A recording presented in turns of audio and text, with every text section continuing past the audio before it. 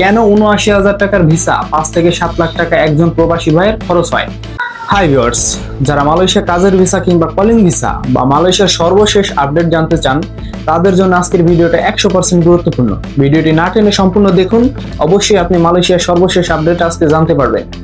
বাংলাদেশ সরকার বা মালয়েশিয়া সরকার যৌথভাবে যে পরিকল্পনা করতেছেন বাংলাদেশ থেকে কিভাবে শ্রমিক নেওয়া যায় মালয়েশিয়ায়, সমস্ত কিছু আজকের ভিডিওতে জানাবো।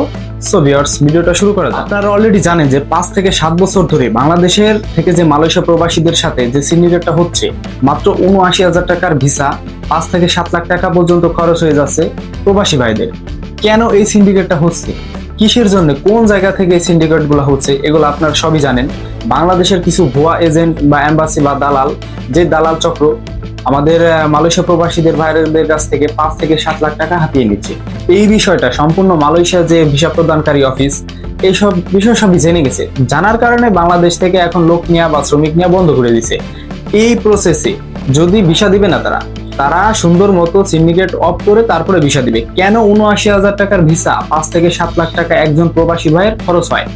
তারা এই জবাবটা যখন বাংলাদেশ সরকারের কাছে চাইছে, বাংলাদেশ সরকার তো কিছু বলতে পারে নাই, কারণ সিন্ডিকেটের অভাবে। এই সিন্ডিকেট, বাংলাদেশের যে ভিসা সম্পর্কিত সিন্ডিকেট, এটা আপনারা জানেন।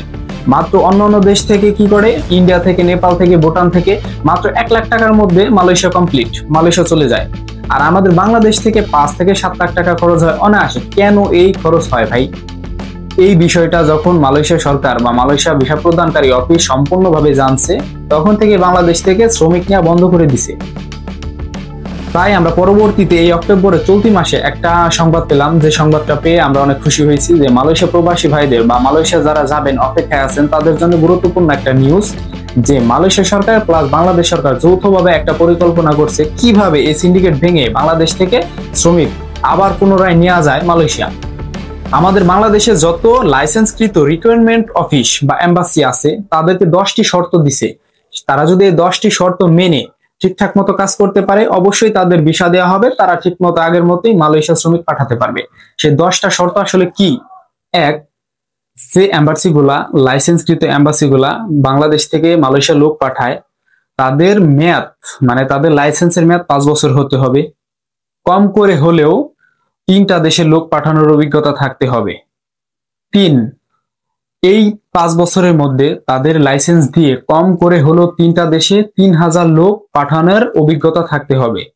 4, একটা এম্বাসির 10,000 বর্গ মিটার চওড়া হতে হবে। 5, ওই এজেন্সি বা এম্বাসির নামে কোনো প্রতারণা মামলা কিংবা কোনো শ্রমিকদের কাছ থেকে জোরপূর্বক বেশি টাকা বা ভিসার জন্য যে ফিক্সড টাকাটা ছিল তার থেকে বেশি চাওয়া কিংবা নেয়া, এই সমস্ত কিছু দূরে থাকতে হবে। এই 10টার মধ্যে যাদের কোনো সমস্যা থাকবে না, তারাই বাংলাদেশ থেকে মালয়েশিয়া লোক পাঠাতে পারবে, তারাই ভিসাটা পাবে। তার আগে কোনো এম্বাসি ভিসা পাবে না। বন্ধুরা, আপনারা জানেন যে যারা মালয়েশিয়ার জন্য অপেক্ষা করতেছেন, মালয়েশিয়ার কলিং ভিসা কবে খুলবে, মেডিকেল কবে শুরু হবে, আসলে কিসের জন্য এইসব বন্ধ ছিল এতক্ষণ পর্যন্ত, যা শুনলেন বুঝতে পারছেন অবশ্যই। সো ভিউয়ার্স, আজকের ভিডিওটা এই পর্যন্তই শেষ করলাম। আমাদের ভিডিওটি ভালো লাগলে লাইক, কমেন্ট, শেয়ার করে যাবেন। আর চ্যানেলটিতে নতুন হয়ে থাকলে অবশ্যই চ্যানেলটি সাবস্ক্রাইব করে যাবেন, কারণ বিশ্বের বিভিন্ন দেশের তথ্য বা বিভিন্ন দেশের ভিসা সংক্রান্ত তথ্য আমরা এই চ্যানেলে দিয়ে থাকি। সেই ক্ষেত্রে চ্যানেলটি সাবস্ক্রাইব করে রাখতে পারেন। ধন্যবাদ।